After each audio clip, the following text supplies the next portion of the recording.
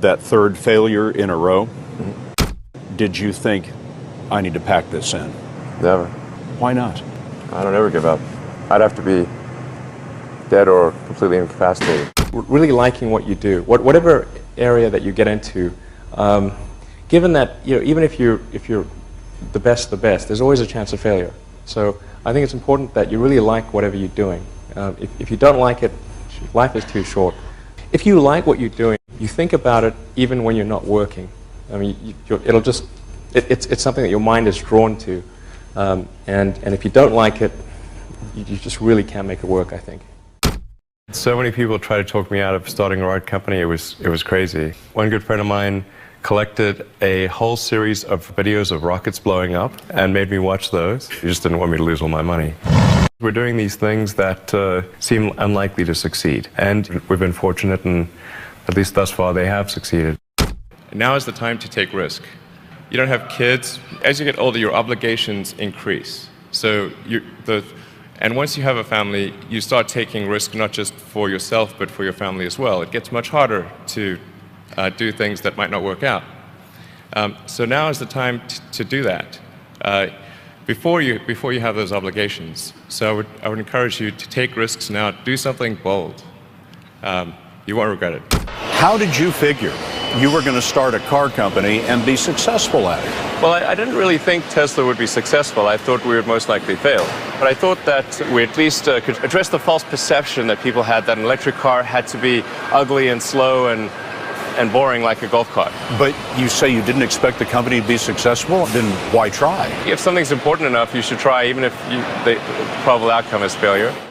You focus on signal over noise. A lot of companies get confused. They spend money on things that don't actually make the product better. For example, at Tesla, we've never spent any money on advertising.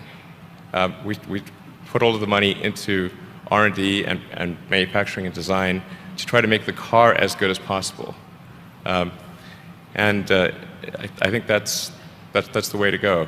For any given company, just can keep thinking about, are these efforts that people are expending, are they resulting in a better product or service? And if they're not, stop those efforts.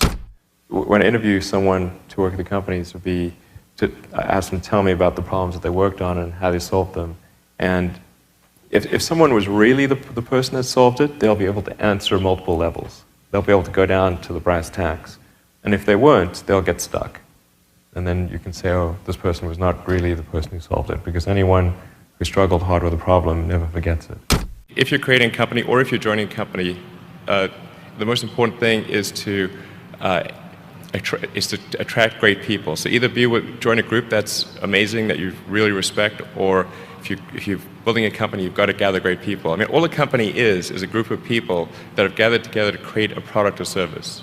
And so depending upon how talented and hardworking that group is, and the degree to which they are focused cohesively in a good direction, that will determine the success of the company. So do everything you can to gather great people if you're creating a company. You've got to make sure that whatever you're doing is a great product or service. It has to be really great. And I go back to what I was saying earlier, where if you're a new company, I mean, unless it's like some new industry or new market that, if it's an untapped market, then you have more ability to,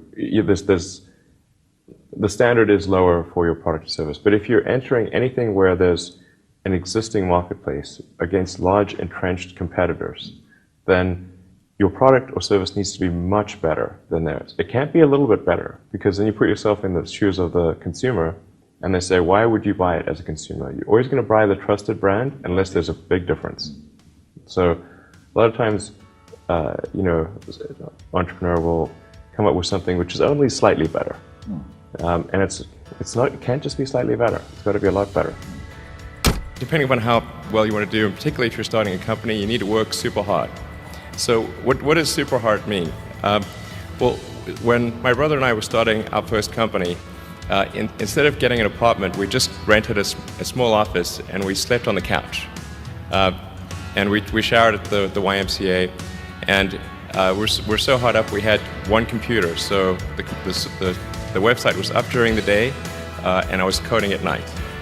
7 days a week, all the time. And I sort of briefly had a girlfriend in that period, and in order to be with me, she had to sleep in the office. So work hard, like, I mean, every waking hour. That's the thing I would say, particularly if you're starting a company. And I mean, if you do simple math, say like, okay, if somebody else is working 50 hours and you're working 100, you'll get twice as much done in the course of a year as the other company.